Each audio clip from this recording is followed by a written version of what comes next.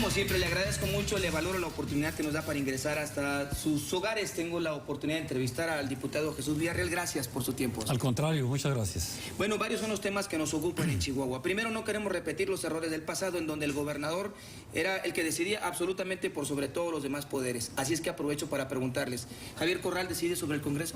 Definitivamente no. Definitivamente no decide sobre el Congreso, pero tenemos objetivos comunes. Tenemos objetivos comunes, que es abatir la corrupción, la impunidad y sobre todo proyectos que realmente beneficien a la sociedad. Se habla mucho, no, es que es a modo del Congreso del gobernador. Cuando los objetivos son comunes y vamos sobre los temas que nos interesan a los legisladores, que al mismo tiempo, al igual que el gobernador, en las campañas hicimos algunas propuestas en el sentido de abatir la corrupción, de abatir la impunidad, acabar con la impunidad y sobre todo infraestructura para la gente, educación y los temas que le interesan más a la sociedad, sobre todo cárcel a los funcionarios corruptos. Fueron temas muy trascendentales y obviamente sí, ahí sí tenemos que trabajar de la mano con el Ejecutivo. ¿Cómo? Los jueces que teníamos anteriormente, o que todavía, en el caso de el Poder Judicial, tuvimos que hacer una reforma judicial, en el Poder Judicial, porque si no concretamos acciones y quitamos el modo que tenía la administración pasada, obviamente seguirían los mismos. Y los procesos penales que se están dando ahorita caerían en manos de las mismas gentes.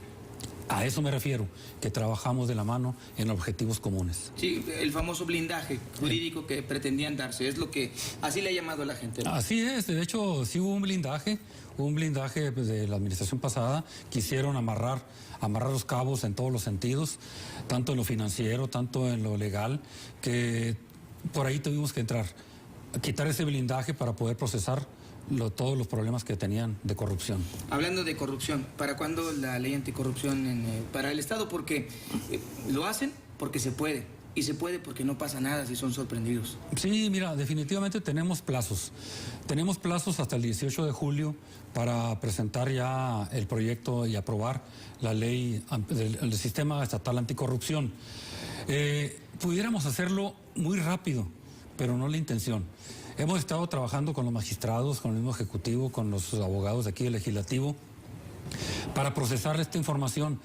Queremos hacer una reforma más integral, en donde se incluya el fuero, hasta el fuero, incluyendo el fuero de los diputados, el fuero de los funcionarios públicos, igual la independencia que debe tener el fiscal, la independencia, autonomía que debe tener el auditor superior del Estado.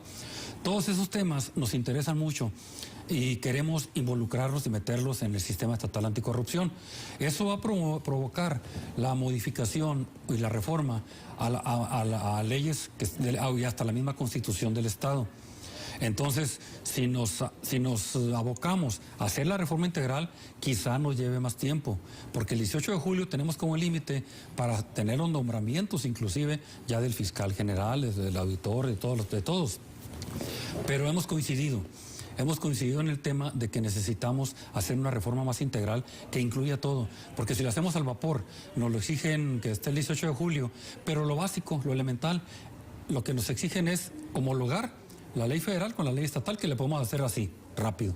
Pero el interés nuestro es ir más a fondo y evitar precisamente esos problemas que nos han tenido y que ocasionaron la administración pasada, los actos de corrupción y las lagunas legales que puedan quedar.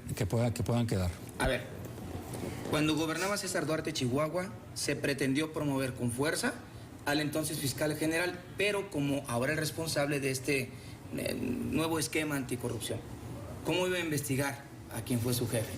En la presidencia de la República, cuestionado por algunos bienes que se le encuentran al presidente de la República, él nombra a un fiscal anticorrupción, en donde le dijo: jefe, encuentro que usted no se ha robado nada. Que la Casa Blanca no pasa nada. Sí, entonces yo le pregunto a usted, ¿cómo va a salir ese fiscal? ¿Lo va a poner el gobernador? Porque si es así, difícilmente va a encontrar algo. Precisamente en los temas que hemos estado viendo, no entramos al detalle todavía, pero las líneas de acción que estamos trazando en este sentido es la autonomía total del fiscal. Obviamente no es autonomía si lo nombra el gobernador.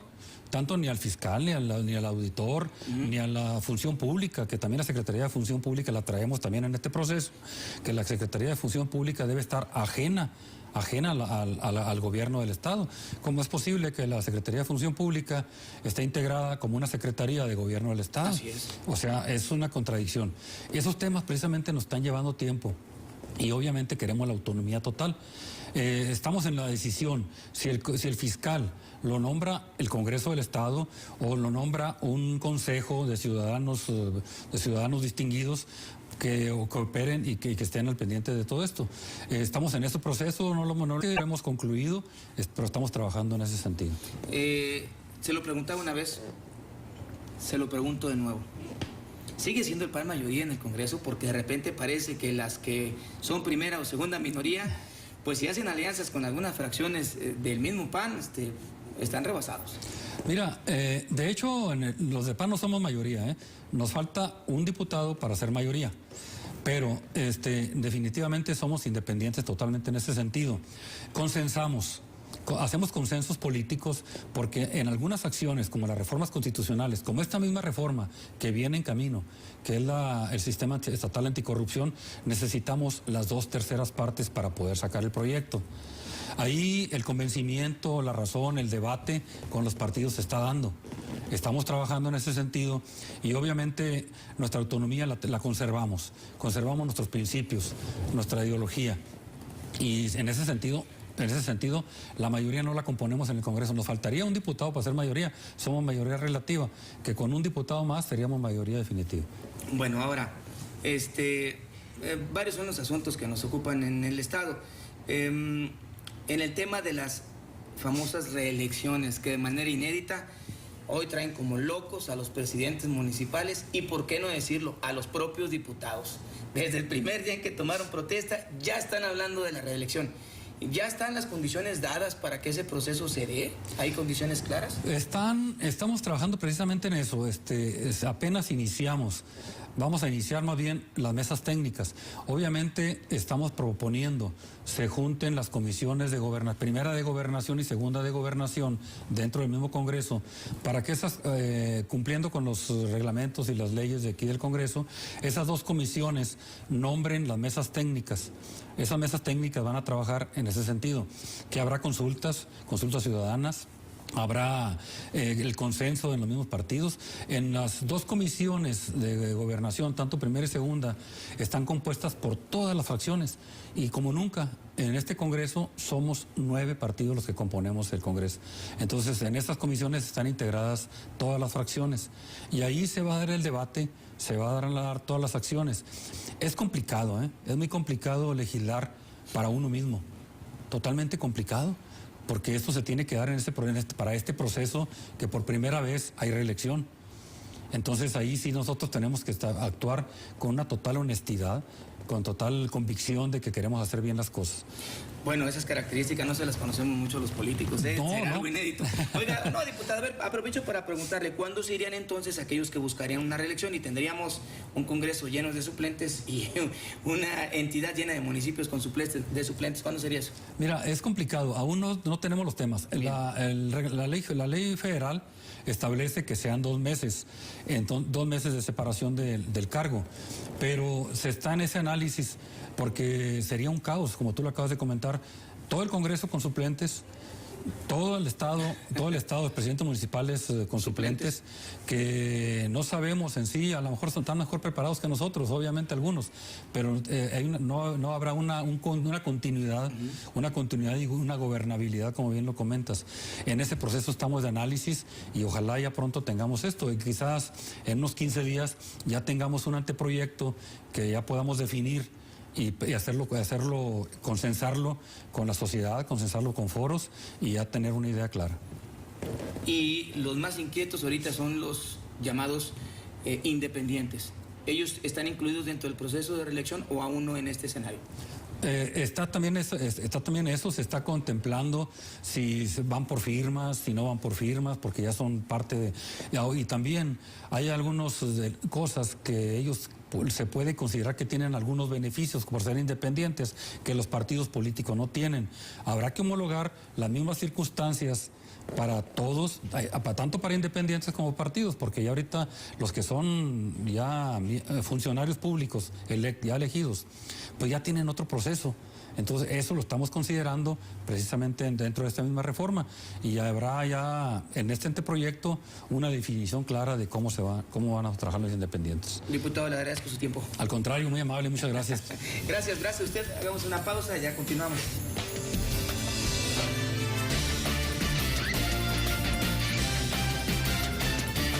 Marie Claire trae para ti Lead Hers, el evento que rinde homenaje a las mujeres más destacadas y a aquellas que inspiran a otras a cambiar su vida. Muy pronto, Marie Claire.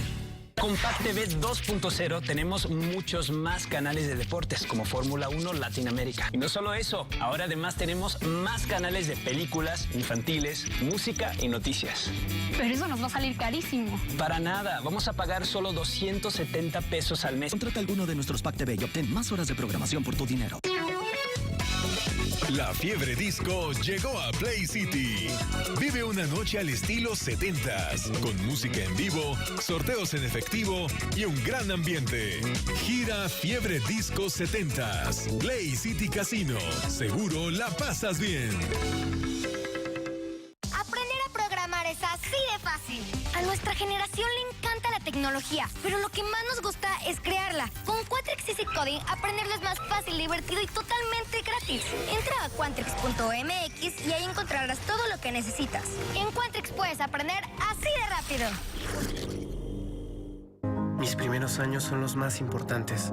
Gracias por lo que hacemos juntos día con día. Tu amor incondicional, tus abrazos y tus caricias. Desde que nace, tu bebé está listo para aprender. Ayúdale a desarrollar todo su potencial. Empieza temprano. Cada momento cuenta. UNICEF, Fundación Televisa. ¿Eres investigador y estudias la realidad de la sociedad mexicana? El Centro de Estudios Sociales y de Opinión Pública fortalece el trabajo legislativo y te invita a participar en el 7º Premio Nacional de Investigación Social y de Opinión Pública. El primer lugar ganará 150,000 pesos, el segundo 75,000 y el tercero 50,000. Consulta las bases en www.diputados.gov.mx/CESOP y en nuestras redes sociales. Cámara de Diputados, 63ª Legislatura. Oye, ¿y desde cuándo conoces a Susi? Desde la universidad, pero como que siento que ha cambiado un poco, ¿no? Sí, ¿eh? Desde su viaje a encontrarse a sí misma, parece que es otra. ¡Ey, ey, ey! ¡Ahí viene, ahí viene, ahí viene! ¡Sorpresa! Cuando no actualizas tu domicilio ni corriges tus datos personales, las cosas no salen como esperas. No lo dejes para el último. Actualiza o corrige tus datos y participa. Instituto Nacional Electoral, INE.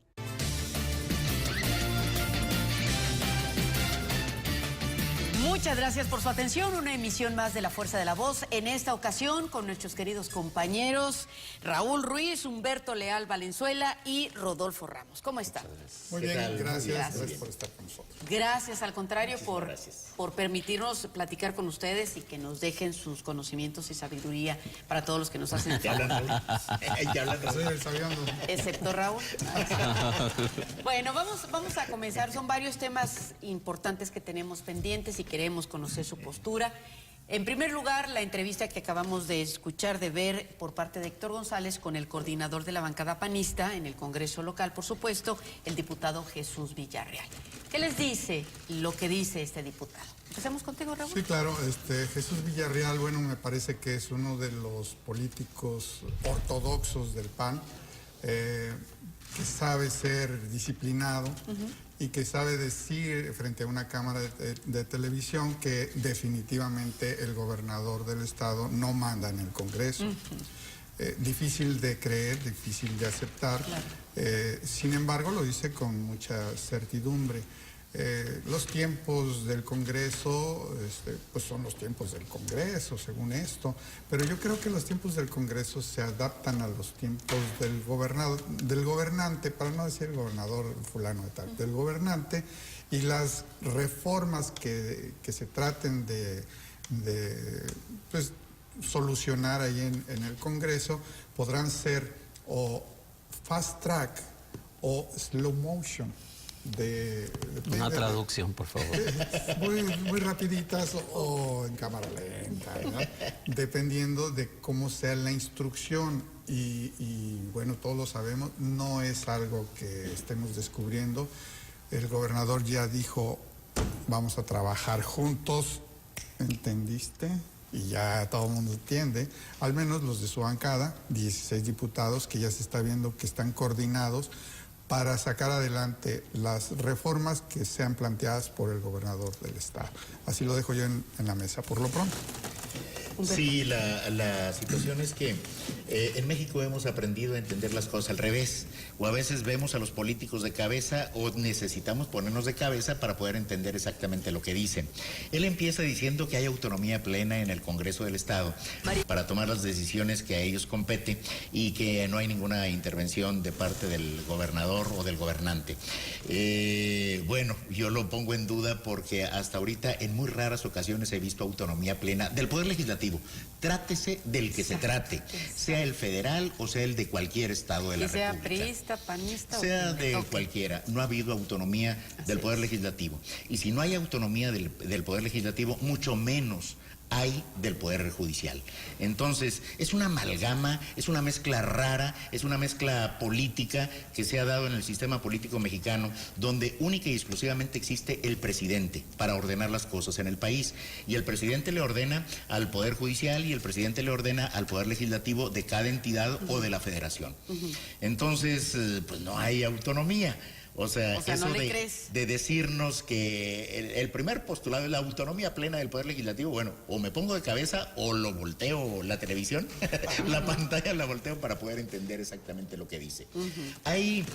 y sobre todo en esta corta vida que lleva el actual sexenio, quinquenio mejor dicho, en esta ocasión quinquenio, en esta muy corta vida, bueno, hemos visto cómo actúa el gobernante sobre el Poder Legislativo y sobre el Poder Judicial del Estado.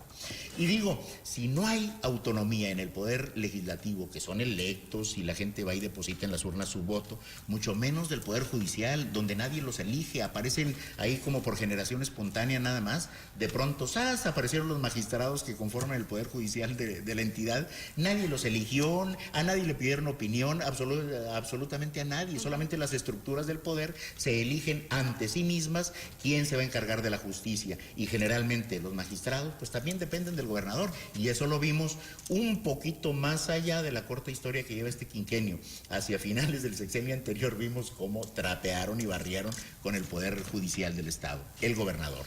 Entonces las cosas creo yo que en ese sentido no han cambiado. Rodolfo.